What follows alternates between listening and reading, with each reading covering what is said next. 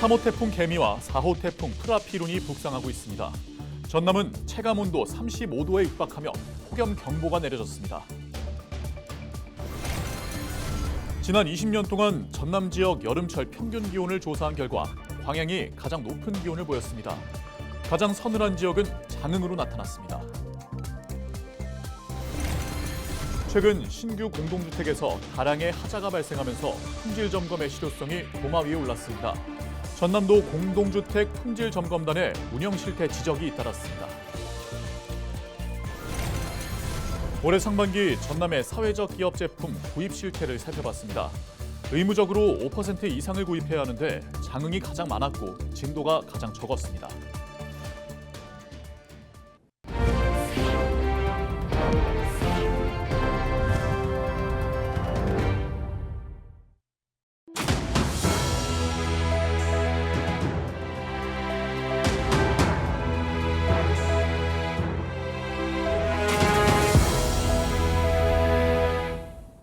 시청자 여러분 안녕하십니까? 헬로티비 전남 뉴스입니다. 1년 중 가장 덥다는 절기 대서입니다. 장맛비가 그치면서 덥고 습한 날씨가 이어지고 있는데요. 3, 4호 태풍이 북상하고 있는 가운데 무더위는 당분간 지속되겠습니다. 보도에 서경 기자입니다. 이달 들어 계속됐던 장마가 그친 가운데 무더위가 기승을 부리고 있습니다. 20일 기준 전남 순천과 곡성, 구례 지역은 폭염경보가, 그 밖의 지역은 폭염주의보가 발령됐습니다. 남쪽에서 따뜻한 남서풍이 유입되고 있는 데다 낮 시간 동안 기온이 올라 최고 체감온도는 35도 이상으로 높은 상태입니다. 이런 가운데 3호 태풍 개미와 4호 태풍 프라피룬이 발생했습니다. 두 태풍 모두 이번 주 후반쯤 중국과 베트남에 각각 상륙할 것으로 예보된 가운데 한반도에 직접적인 영향은 없을 것으로 예상됩니다. 다만 태풍의 간접적인 영향은 크겠습니다. 태풍이 북상하면서 우리나라에 습한 공기가 대거 유입될 것으로 전망됐기 때문입니다. 오는 25일부터는 태풍과 북태평양 고기압 사이 다량의 수증기가 유입돼 전남 남해안 지역 중심으로 많은 비가 내리겠습니다. 그 밖의 지역은 북태평양 고기압이 내륙으로 북상하면서 체감온도 35도 이상의 무더위가 계속되겠습니다. 밤에도 기온이 25도 아래로 떨어지지 않는 열대야도 예측됐습니다. 태풍과 고기압 사이에서 많은 수증기가 유입되면 지형적인 영향을 받는 전남 남해안으로는 가능성이 있기 때문에 최신 일기예보를 확인해 주시는 것이 좋겠습니다.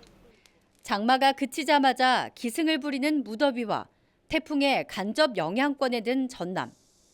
한밤에도 더위가 계속될 전망인 가운데 온열 질환 예방에 각별한 주의가 요구됩니다. 헬로티비 뉴스 서경입니다. 지난 20년 동안 전남 지역 여름철 평균 기온을 조사한 결과 광양시가 가장 높은 기온을 보였습니다. 전남연구원이 기상청 관측 자료를 분석한 결과 지난 2004년부터 20년 동안 7, 8월 평균 기온이 가장 높은 시군은 광양시로 26.4도를 기록했습니다. 반면 평균 기온이 가장 낮은 지역으로는 장흥군이 25.3도로 나타났습니다. 전라남도의회가 전라남도 공동주택 품질점검단의 운영 실태를 개선해야 한다고 촉구했습니다. 손남일 전남도 의원은 건설교통국 업무보고 과정에서 지난 5월 무안 오룡지구에서 입주를 앞둔 신축 아파트에서 하자가 발생했고 7월 들어 광양에서도 하자가 잇따른 만큼 주요 공정에 대한 품질 점검을 의무화하고 점검 횟수도 늘려야 한다고 강조했습니다. 그러면서 품질 점검단은 건축과 구조, 안전에 대한 시공 품질을 점검하는 기구인데도 대부분 눈으로 보는 것에 그치고 있다며 전문 장비를 활용해 실질적인 점검을 해달라고 요청했습니다. 올해 상반기 전남의 사회적 경제기업 제품 구매 비율이 장흥군이 가장 많고 진도군이 가장 낮은 것으로 나타났습니다. 전남도가 공개한 올해 상반기 전라남도와 22개 시군의 사회적 경제기업 제품 구매 비율 현황을 보면 장흥군의 제품 구매액은 전체 71억 9천만 원 가운데 34%를 차지하는 24억 2천만 원인 것으로 집계됐습니다. 이어 신안군이 32%, 한평과 목포가 각각 31%와 27%로 나타났고 진도군은 전체 101억 1천만 원 가운데 6% 수준인 5억 7천만 원에 불과했습니다. 한편 전남의 지방자치단체들은 지방조례에 의거해 총 구매액의 5% 이상을 사회적 경제기업에서 생산하고 있는 제품을 구입해야 합니다.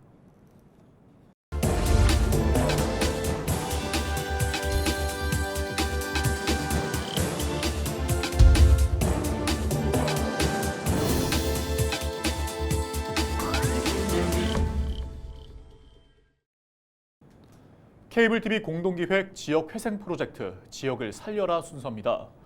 지방 소멸 위기는 곧 농촌 등 지역의 작은 학교를 폐교로 내몰고 있기도 합니다. 그 대안으로 수도권 학생들을 농촌 학교와 연계하는 농촌 유학 사업이 추진 중인데요. 실제 폐교 위기를 맞았던 여러 학교들이 다시 활기를 되찾고 있습니다. SK 브로드밴드 박원기 기자의 보도입니다. 전북 임실의 한 초등학교입니다. 이 학교는 지난 2009년 당시 전교생이 단 15명에 불과해 폐교 위기에 내몰렸습니다. 그런데 최근 농촌 유학생이 전학 오며 전교생은 37명으로 2배 이상 늘었습니다. 지역의 아이들한테 친구를 만들어주는 거, 상호작용이죠. 또 도시 아이들한테는 새로운 고향을 만들어주는 거, 그다음에 학교를 유지할 수 있는, 작은 학교 유지할 수 있는 유일한 수단이다. 농촌 유학은 주로 수도권 초중고교 학생들이 1년 단위로 전학을 와 현지에서 생활합니다. 수도권에서는 평소 쉽게 접해보지 못한 자연 생태와 마을 공동체 등을 경험할 수 있습니다. 유학생들 만족도는 높습니다.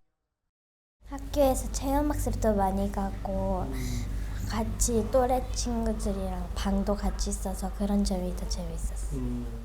얼마나 더 있고 싶은데? 중학교 때.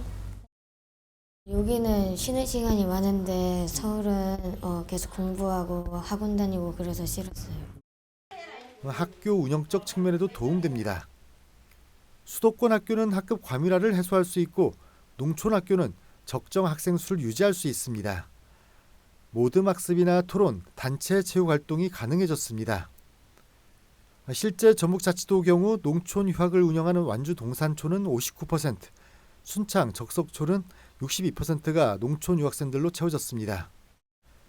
그 지역 학생보다 수도권 학생이 더 많은 겁니다. 우리 아이들은 조금 그 촌학교 학생의 특성을 좀 벗어날 수 있고 도시 아이들은 도시에서 어떤 조금 적응 못하고 그런 부분이 여기 와서 정서적으로 할지 그런 안정이 되고 학부모님들도 이제 어떤 이렇게 수요 조사랄지 이렇게 조사를 해보면 만족도도 높아지고 있다고. 올 상반기 기준 전국적으로 전북자치도를 비롯해 전남과 강원 등에서 농촌 유학이 활발히 진행되고 있습니다. 서울시 교육청과 지역교육청이 연계해 추진 중인데 참여 학교는 전국에 80여 곳, 학생만 300여 명에 이릅니다. 폐교위기 농촌학교가 농촌 유학 활성화로 다시 활기를 되찾고 있습니다. BTV 뉴스 박원기입니다.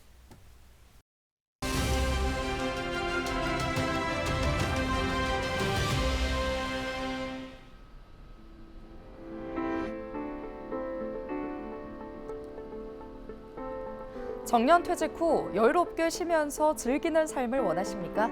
아니면 재취업해 돈을 벌면서 풍요롭게 살기를 원하십니까? 둘 다 원하신다고요? 우리나라 70세 이상 취업자가 192만 5천 명으로 200만 명에 육박한 것으로 나타났습니다. 6년 만에 52%나 급증했습니다. 이렇게 70대 취업자가 늘어나는 이유는 뭘까요? 아마 가장 큰 이유는 생활자금이 부족하기 때문이겠죠. 자식 키우느라 모아놓는 돈은 많지 않고 연금만으로 살기는 빠듯한 분들이 많습니다. 또 하나는 이를 통한 자아실현 욕구도 있을 겁니다. 요즘 70대는 이전 세대와 달리 건강하고 활동적인데요. 생산적인 일을 하면서 사회에 참여하려는 욕구가 강하다고 하죠. 저출생 고령화 현상 때문에 생산 연령 인구가 50년 후에는 지금의 절반 이하로 줄어들 거란 예측이 있는 만큼 고령자의 노동력은 우리 사회의 필수 불가결한 요소가 되고 있습니다. 그래서 법정 정년을 연장해야 한다는 목소리가 나오고 있는데요. 그러나 60까지 일하면 됐지 뭘 더 일하느냐? 국가와 사회가 고령자들의 노후를 일부 거들어야 하지 않느냐는 반론도 존재합니다. 그래서 노인들을 위한 일자리를 충분히 만들어줄 기회를 주면서도 건강에 문제가 있고 노동할 여건이 되지 않는 고령자에 대한 사회적인 안전망을 더욱 촘촘하게 짜는 정부 정책을 준비해야 하지 않을까요? 헬로티비 브리핑이었습니다.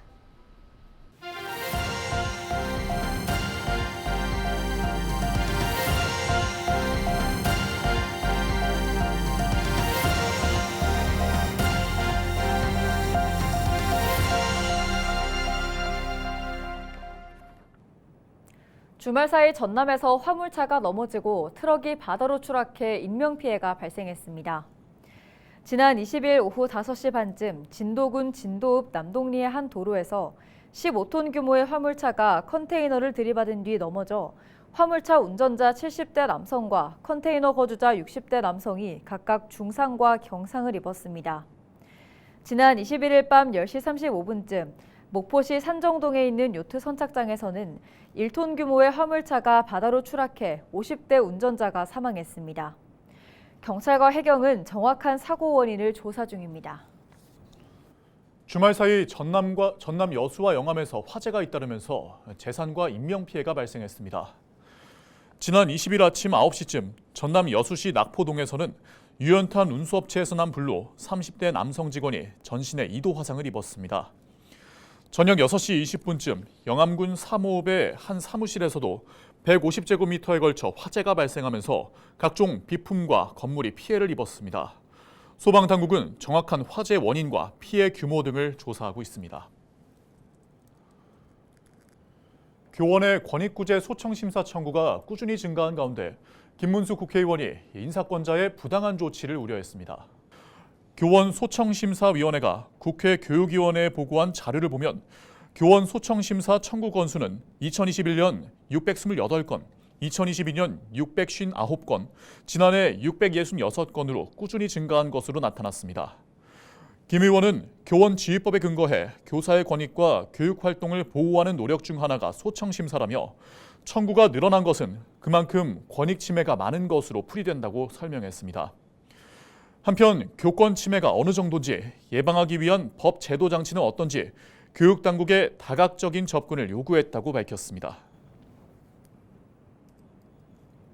더불어민주당 김원희 국회의원이 중소기업의 에너지 비용 부담을 완화하고 불공정 행위에 대해 구제하거나 지원을 강화하는 내용의 개정안을 대표 발의했습니다. 김 의원이 발의한 하도급 거래 공정화법 개정안을 보면 이른바 납품 단가 후려치기나 기술 탈취 등 불공정 거래 행위가 적발된 기업 과징금의 일부를 중소기업의 구제와 지원에 쓰도록 하는 내용이 담겨 있습니다. 김 의원은 또 의료기기 부작용 피해로 판정된 경우 제조사에서 부담금을 징수한 뒤 피해 구제 급여를 지급하는 개정안과 육지와 연결된 섬의 배송 화물 추가 요금을 금지하는 내용 등 모두 6건의 개정안을 대표 발의했습니다. 해마다 면적이 줄어드는 갯벌에 관한 체계적인 연구와 보전을 위한 법률 개정이 추진되고 있습니다. 더불어민주당 서삼석 국회의원이 대표 발의한 갯벌 관리와 복원에 관한 법률을 보면 갯벌 세계유산의 정의와 조사, 관리계획 수립, 갯벌 보전을 위한 갯벌 유산 보전원 설치에 대한 근거와 해마다 조사와 점검을 하도록 하는 내용을 담고 있습니다. 서 의원은 한국의 갯벌이 대한민국 유네스코 세계유산에 등재됐지만 관리가 미흡해 면적이 감소했고 생물 다양성이 훼손되고 있다며 관련법 개정이 갯벌의 가치를 높이는 데 기여할 것으로 내다봤습니다. 한편 우리나라 갯벌 면적은 20년 전인 2003년 2,550제곱킬로미터에서 지난해 2,443제곱킬로미터로 여의도 면적의 36배가 사라진 것으로 나타났습니다. 질병관리청 호남권 질병대응센터가 진드기 매개 감염병에 대한 감시 활동에 나섭니다. 호남권 질병대응센터는 주로 여름철에 활발하게 활동하는 참 진드기를 채집해 역학적 특성을 파악하고 감시 결과를 행정기관과 공유해 감염병 예방에 활용할 계획입니다. 한편 지난해 호남에서 발생한 진드기 매개 감염병은 전체의 21%를 차지했으며 올해는 6월 전남에서 7월 들어서는 전북에서 2명이 추가로 발생했습니다. 이상으로 뉴스를 마칩니다. 함께해 주신 여러분 고맙습니다.